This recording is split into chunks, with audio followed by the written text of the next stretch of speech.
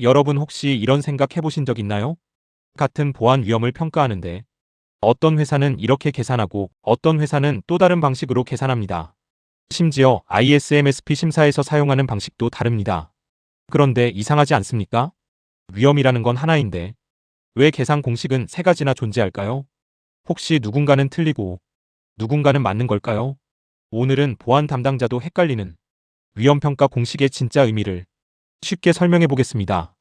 그리고 영상을 끝까지 보시면 왜 경영진과 보안팀이 서로 다른 언어를 쓰는지 그 이유도 이해하게 될 겁니다. 현재 가장 많이 사용하는 위험평가 방식은 크게 세 가지입니다. 첫 번째는 위협과 취약성 그리고 영향도를 따로 계산하는 방식입니다. 두 번째는 사고가 발생할 확률과 피해 규모만 보는 방식입니다. 세 번째는 국내 ISMSP 심사에서 자주 사용하는 방식으로 자산 가치까지 추가해서 계산합니다. 겉으로 보면 모두 비슷해 보입니다. 하지만 실제로는 보는 관점 자체가 완전히 다릅니다. 마치 같은 자동차를 정비사가 보는 시선, 회계사가 보는 시선, 감사인이 보는 시선이 다른 것과 같습니다. 보안 실무자들이 가장 좋아하는 방식입니다. 이 방식은 위험을 만들고 있는 원인을 분리해서 봅니다. 예를 들어, 해커가 우리 회사를 노리고 있는가? 그리고 실제로 공격할 수 있는 취약점이 존재하는가? 그리고 공격당했을 때 피해는 얼마나 큰가? 이 세 가지를 각각 따로 봅니다.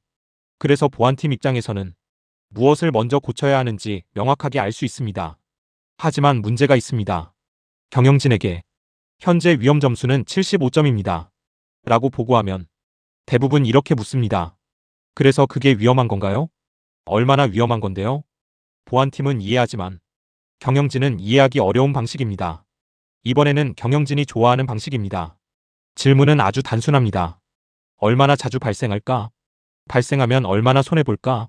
예를 들어, 랜섬웨어가 1년에 발생할 확률이 어느 정도이고, 발생하면 얼마를 잃을 수 있는지 계산합니다.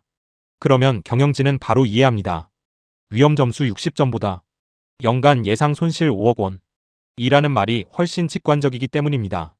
그래서 예상 결정도 쉽습니다. 하지만 여기에도 문제가 있습니다. 왜 그런 위험이 발생하는지, 어떤 서버를 먼저 고쳐야 하는지, 어떤 통제를 강화해야 하는지는 보이지 않습니다. 의사결정에는 좋지만 실제 개선 작업에는 부족합니다. 국내 ISMSP 심사에서 자주 등장하는 방식입니다. 여기서는 자산 가치가 중요합니다.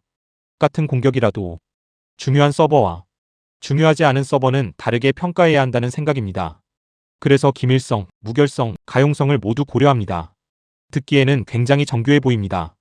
하지만 현실에서는 설명이 어려워집니다.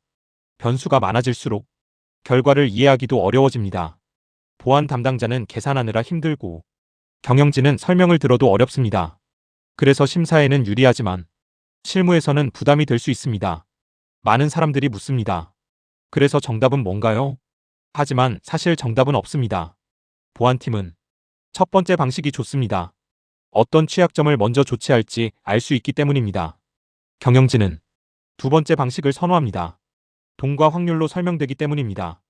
감사와 인증 담당자는 세 번째 방식이 편합니다. 심사 기준에 맞기 때문입니다.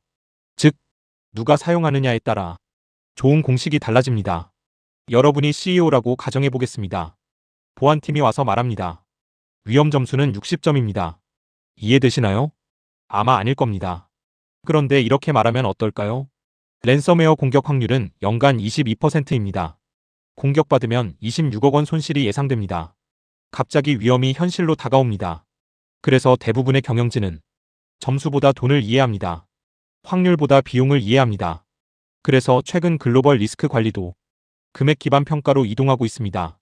여기서 가장 중요한 결론입니다. 많은 기업이 착각합니다. 위험 평가의 목적은 점수를 만드는 것이 아닙니다. 의사결정을 돕는 것입니다. 실제 보안 개선은 첫 번째 방식으로 해야 합니다. 어떤 취약점이 위험한지 알아야 하기 때문입니다.